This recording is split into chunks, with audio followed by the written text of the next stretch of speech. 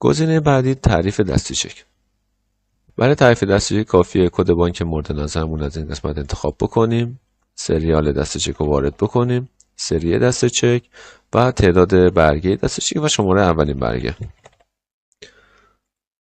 که سیستم به صورت اتوماتیک وار 50 برگ رو برای ما تعریف میکنه. به همین راحتی تعریف دسته چک انجام میشه.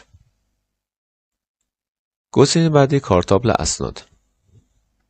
تو این قسمت ما سندهای مربوط به خرید و فروش و عملیات ها و خود سند حسابداری رو مشاهده میکنیم که میتونیم سندهامون رو قطعی یا غیر قطعی بکنیم یا اینکه سندهای مربوطه رو از این قسمت نمایش بدیم و چاپ سندمون رو انجام بدیم. به عنوان مثال ما فاکتور فروش رو میاریم و این فاکتور فروش رو سند حسابداریش از این قسمت نمایش میدیم و چاپ میکنیم و اگر قصد تایید یا قطعی کردن سند رو داریم با کلیک کردن روی این آیکون سند ما قطعی میشه. برای انتخاب این سند هم تو این قسمت نوشته انتخاب ردیفا با کلید اسپیس باید انجام بشه و در نهایت ما میتونیم با کلیک کردن روی قطعی کردن سندمون رو قطعی کنیم و وضعیتش رو به قطعی شده تغییر بدیم. اگر هم قرار قصد برگشت قطعی داریم دوباره با اسپیس انتخاب میکنیم و برگشت قطعی رو میزنیم تا سندهامون از حالت قطعی خارج بشه. گزینه بعدی کارتابل مدیریت چک هاست. در این قسمت دو عملیات وجود داره، عملیات مربوط به چک های دریافتی و عملیات مربوط به چک های پرداختی.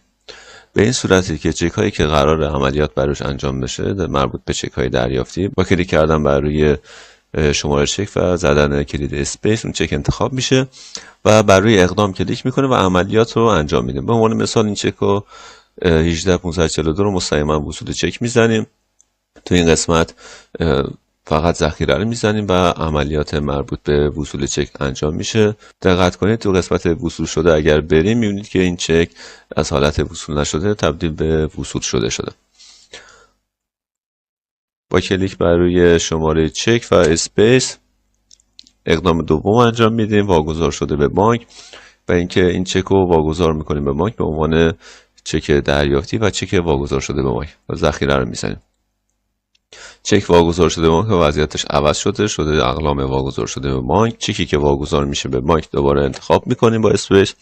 دو تا اقدام میتونیم انجام بدیم روش، اینکه وصول چک بکنیم یا اینکه پول تو حساب وجود نداره و برگشت میخوره که ما وصول چک رو میزنیم و ذخیره رو میزنیم تا اطلاعاتمون ذخیره بشه. در این قسمت اگر به عنوان مثال همون چکی که وصول مستقیم زدیم یعنی وصول از واگذاری رو زدیم بخوایم برگردان کنیم یعنی اشتباه این کار رو انجام دادیم، میریم در قسمت اقلام وصول از واگذاری به بانک اسپیس رو میزنیم و برگردانی میزنیم تا چک از حالت وصول چک از واگذاری تبدیل بشه به اقلام واگذار شده به بانک. تو این قسمت یه نمایش در هنگام ورود داره که اگر اینو تیک بکنید و چند روز قبل و چند روز بعد این تاریخ روز رو وارد بکنید، چک هایی که تو این بازه زمانی باشه در هنگامی که نرم افزار رو باز میکنیم فرم نمایش داده میشه و چک های باز رو به ما نمایش میده. تو قسمت چک های پرداختی هم روی شماره چک کلیک میکنیم و اسپیس رو میزنیم. اقدامی که انجام میشه چکی که در عملیات پرداخت اگر وجود داره یا پاس میشه یا عادت میشه که ما اگر پاس شدن رو بزنیم چک از حالت پاس نشده تبدیل میشه به پاس شده و سند حسابداریش هم صادر میشه.